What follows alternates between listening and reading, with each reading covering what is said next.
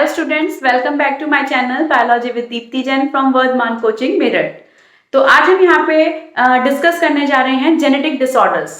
तो genetic disorders जो होते हैं उनके अंदर क्या होता है कि जेनेटिकली मेकअप उनका चेंज होकर उनके अंदर कुछ फिनोटिपिकल वेरिएशंस आ जाती हैं, जिसकी वजह से बॉडी के अंदर एबनॉर्मलिटी आती है। जेनेटिक कॉन्स्टिट्यूशन चेंजेस होने से तो उनके अंदर कुछ एबनॉर्मलिटी क्रिएट होना स्टार्ट हो जाती है। तो उन डिसऑर्डर्स को हम जेनेटिक डिसऑर्डर्स बोलते हैं। इनको हमने दो टाइप्स में कैटेगराइज करा हुआ है।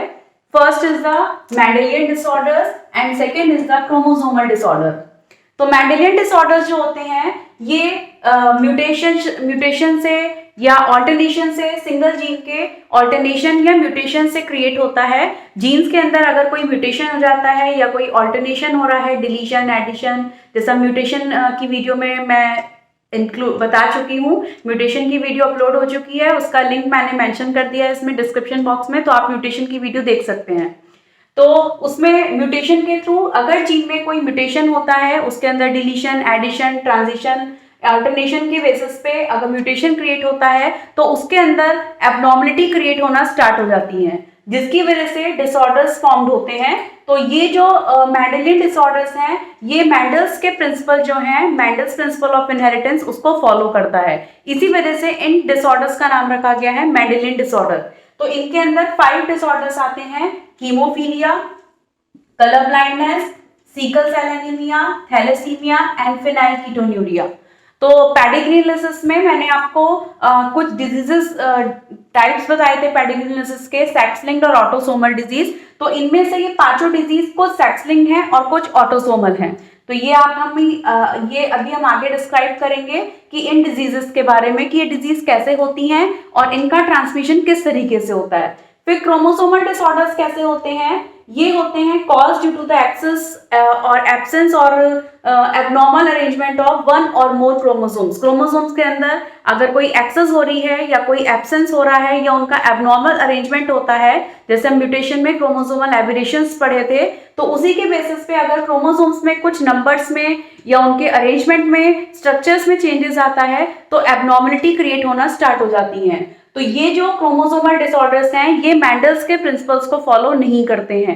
तो ये दोनों में क्या है डिफरेंसेस है? ये सिंगल जीन के अंदर चेंजेस हो रहा है मेंडेलियन डिसऑर्डर में, और इसके अंदर क्रोमोसोम्स के अंदर चेंजेस होते हैं। तो क्रोमोसोम्स में चेंजेस होने की वजह से ये क्रोमोसोमल डिसऑर्डर कहलाता है, और ये मेंडल्स प्रिंसिपल ऑफ इनहेरिटेंस को फॉलो नहीं करता है। तो इनके अंदर 3 डिजीजेस आती हैं: down syndrome, Klinefelter syndrome and Turner syndrome.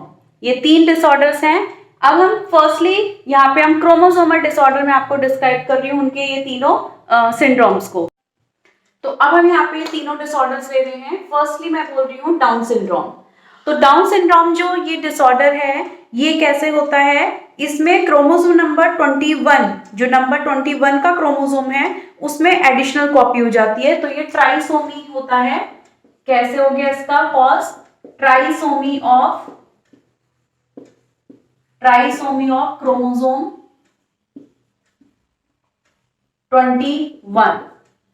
21 के क्रोमोसोम पे एक एडिशन हो जाता है क्रोमोसोम का, जिससे ट्राइसोमी बन जाती है। तो इसके ये जो सिंड्रोम है, ये मेल और फीमेल दोनों में हो सकता है। ऐसा नहीं है कि सिर्फ ये मेल बॉडी में होगा या फीमेल में होगा, दोनों की बॉडी में अपीयर हो सकता है ये। तो इसके जो सिम्टम्स होते हैं वो क्या आता है?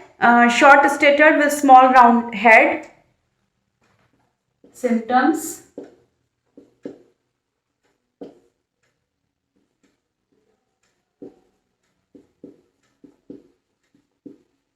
शॉर्ट स्टेटर आ जाएगा और with small round head.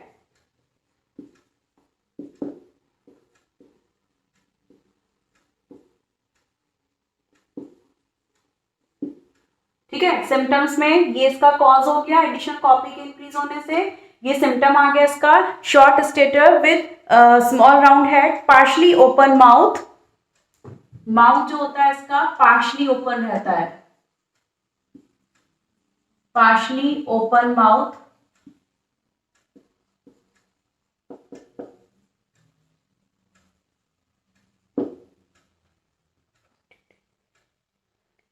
Protruding furrowed tongue. Protruding furrowed tongue. Third symptom क्या होगा इसमें, पाम इज ब्रॉड और slow mental development. palm is broad and slow mental development।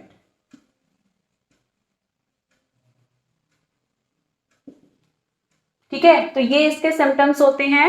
Short statured with small round head होता है, partially open mouth होगा जिसमें protruding furrowed टंग होती है, पाम ब्रॉड होती है इसकी, और इसमें स्लो मेंटल डेवलपमेंट होता है। जो ब्रेन का डेवलपमेंट है वो बहुत स्लोली होता है, तो बहुत ज्यादा मेच्योरिटी एकदम से क्रिएट नहीं हो पाती है, मेंटल स्टेटस इनका वीक रहता है।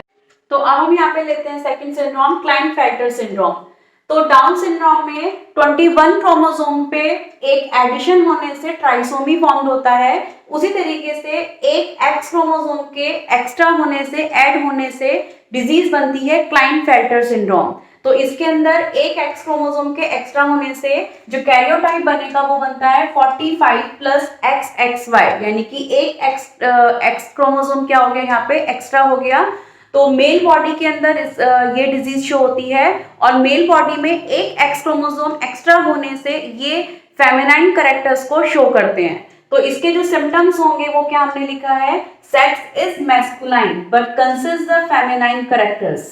अभी मैंने आपको बोला कि एक एक्स क्रोमोसोम के एक्स्ट्रा होने से मेल बॉडी के अंदर फेमिनाइन कैरेक्टर्स प्रोड्यूस होने स्टार्ट हो जाते हैं, जिसकी वजह से यहाँ पे आता है gynaecomastia. Gynaecomastia means development of the breast, यानी कि मेल बॉडी के अंदर ब्रेस्ट का डेवलपमेंट होना स्टार्ट हो जाता है। फिर फेमिनाइन की के बेसिस पे इनकी जो वॉइस की पिच हो जाएगी, मतलब जो जैसे फीमेल में पिच ऑफ वॉइस होती है वही इसमें मेल के अंदर प्रोड्यूस हो जाती है, और ये स्टेराइल हो जाते हैं, पुअर बियर। ठीक है, तो इस टाइप के जो मेल होंगे वो कैसे होते हैं, स्टेराइल, फर्टाइल नहीं होते, उनकी फर्टिलिटी लूज हो जाती है। तो अब हम नेक्स्ट सिंड्रोम ले रहे हैं यहाँ पे, टर्नर सिंड्रोम। तो टर्नर सिंड्रोम में एक्स क्रोमोसोम के एक एब्सेंट होने से जो सिंड्रोम क्रिएट होता है वो हो गया टर्नर। यहाँ पे एक एक्स क्रोमोसोम का इंक्रीज हो रहा था क्लाइनफेल्टर में, और टर्नर में क्या हो रहा है, एक एक्स क्रोमोसोम कम हो रहा है, तो जिसकी वजह से इसका कैरियोटाइप बन रहा है 45 प्लस XO। तो यानी कि ये फीमेल में डिजीज क्रिएट हो रही है, फीमेल में सिंड्रोम हो रहा है। क्लाइनफेल्टर हो रहा था मेल में, टर्नर हो रहा है किसमें, फीमेल में। तो इस फीमेल के अंदर जो करेक्टर प्रोड्यूस होंगे, इसमें फीमेल जो होगी वो कैसी हो जाएगी, स्टेराइल फीमेल होगी, और उसके साथ में रूडिमेंट्री ओवरीज होती हैं, जिसकी वजह से वो क्या हो गई है, स्टेराइल हो गई है। इसमें क्लाइनफेल्टर में मेल स्टेराइल थे और टर्नर सिंड्रोम में फीमेल स्टेराइल हो गई हैं, और इसमें शील्ड शेप की थॉरेक्स फॉर्म होता है, वेप्ड नेक थिक मोटी नेक हो जाती है, और ब्रेस्ट का डेवलपमेंट पुअर होता है। इसमें डेवलपमेंट ऑफ ब्रेस्ट हो रहा था, गायनेकोमेस्टिया हो रहा था मेल के अंदर, यहाँ पे ब्रेस्ट का डेवलपमेंट पुअर हो जाता है, ब्रेस्ट वीक पड़ जाती हैं।